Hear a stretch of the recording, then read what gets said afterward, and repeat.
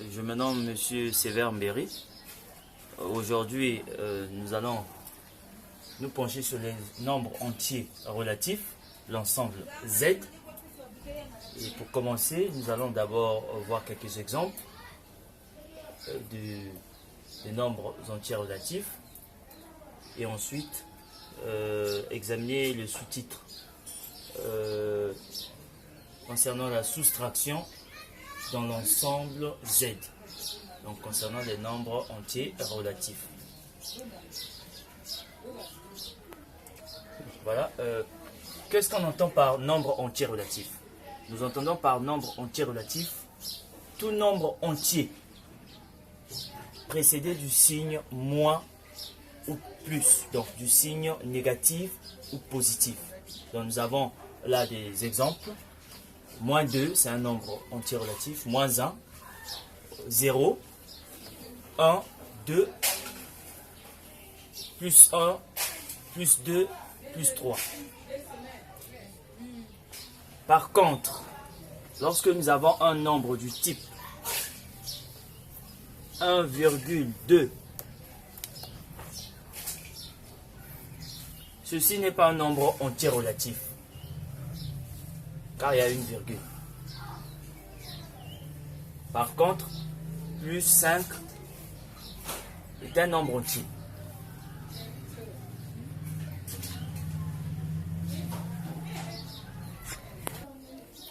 Alors, avant de continuer la suite de notre cours, nous allons d'abord marquer un petit arrêt sur la convention des signes qui est très importante concernant les opérations sur les entiers relatifs. Donc là, nous avons les conventions de signes basiques pour effectuer des opérations sur les entiers naturels. Donc nous avons le signe moins devant un signe plus nous donne une opération moins. Le signe moins devant un signe moins, donc le moins multiplié par le moins va nous donner le signe plus. Et le plus multiplié par le plus nous donne un signe plus. Voilà, positif.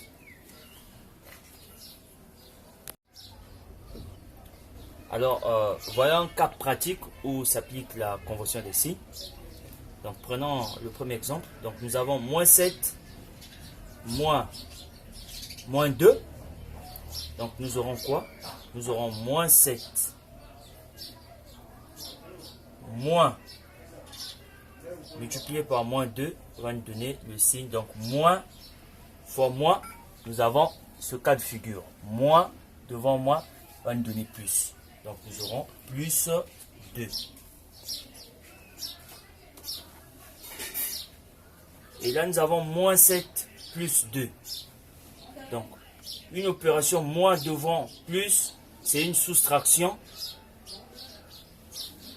C'est une soustraction, donc nous allons faire 7 moins 2. Nous donne 5. Et attention, nous sommes dans le domaine des entiers relatifs. Concernant le signe, nous allons prendre le signe du nombre le plus élevé. Donc là, nous avons 7 et 2. Entre 7 et 2, quel est le nombre supérieur à l'autre? Nous avons 7. Donc, c'est le signe de 7 qui va influencer la réponse. Donc, la réponse va porter le signe du nombre du nombre supérieur. Donc, ici, nous aurons moins 5.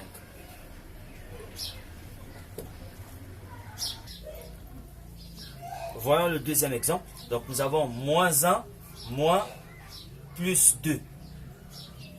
Donc, nous aurons moins 1. D'abord, le moins fois plus 2. D'abord, le moins fois plus va nous donner un moins. Et nous mettons 2. À ce moment, moins 1, moins 2. Nous sommes dans ce cas de figure.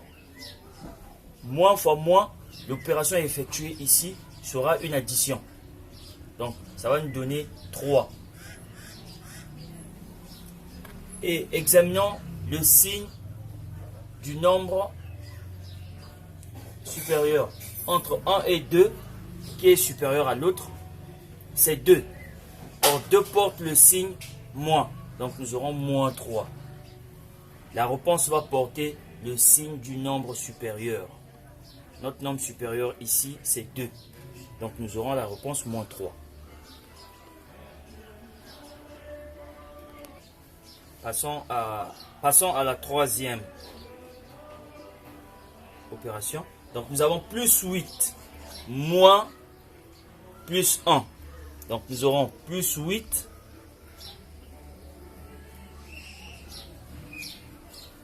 moins multiplié par plus nous donne moins. Nous sommes au niveau de la convention numéro 1 et sur notre exemple ici. Donc nous aurons moins 1. Or plus 8 moins 1, l'opération à effectuer ici, nous sommes dans ce cas de figure. C'est une soustraction. Donc alors nous aurons 8. Donc plus 8 moins 1. Donc 8, quand on enlève 1, ça nous donne 7. Et notre réponse doit porter le signe du nombre supérieur. Donc entre 8 et 1, le nombre supérieur c'est 8. 8 porte quel signe? Le signe plus. Donc nous aurons plus 7. Voilà un peu en résumé. Donc pour résumer, lorsque nous sommes dans ces cas de figure, donc lorsque nous traitons la soustraction avec les entiers relatifs, il y a 2 points essentiels. D'abord, après avoir développé les parenthèses, il faut d'abord développer pour chasser les parenthèses. Quand nous arrivons à ce niveau, il faut d'abord comprendre quel type d'opération il faut réaliser. Parce que nous avons le signe moins et plus. Donc quand nous avons le signe moins et plus, la convention des signes nous aide à comprendre quelle opération réaliser. Donc quand nous avons un moins et un plus, l'opération à réaliser c'est une soustraction. C'est ce cas de figure. Nous avons moins 7 plus 2. Vous avez remarqué que nous avons fait une soustraction. Et après avoir effectué la soustraction, notre réponse doit porter un signe, soit négatif ou positif. Et la règle qui régit le signe de la réponse, c'est le nombre supérieur. Donc la réponse va porter le signe du nombre supérieur. Examinons le deuxième exemple, la deuxième situation. Donc nous avons là moins 1 et moins 2. Donc nous avons moins et moins. L'opération qui doit s'effectuer ici, si on se réfère à la convention des signes, c'est une addition. Donc moins devant moins, c'est une addition. Donc là, vous avez remarqué que moins 1 et moins 2, nous avons additionné les deux chiffres. Donc ça nous donne 3. Et le signe du nombre supérieur ici, c'est le signe de 2, parce que c'est 2 le nombre supérieur. Et la réponse va porter le signe du nombre supérieur, moins. Donc nous avons moins 3. Pareil pour le dernier exemple. Nous avons plus 8 et moins 1. Dès lors qu'on a plus et moins, l'opération à effectuer ici nous ramène à la première ligne de notre convention ici. Moins et plus va nous donner une soustraction. Donc ici nous avons effectué une soustraction. Donc 8 moins 1 nous a donné 7. Et le signe que doit porter la réponse, c'est le signe du nombre supérieur. Ici, notre nombre supérieur, c'est 8. Nous avons remarqué que notre réponse porte le signe plus, donc plus 7. Voilà en résumé ce qu'il faut retenir quand il s'agit de soustraire les entiers relatifs. Le cours en tant que tel est fini. Donc, nous allons passer à un exemple pratique avec un élève qui va passer pour résoudre les 2 exercices.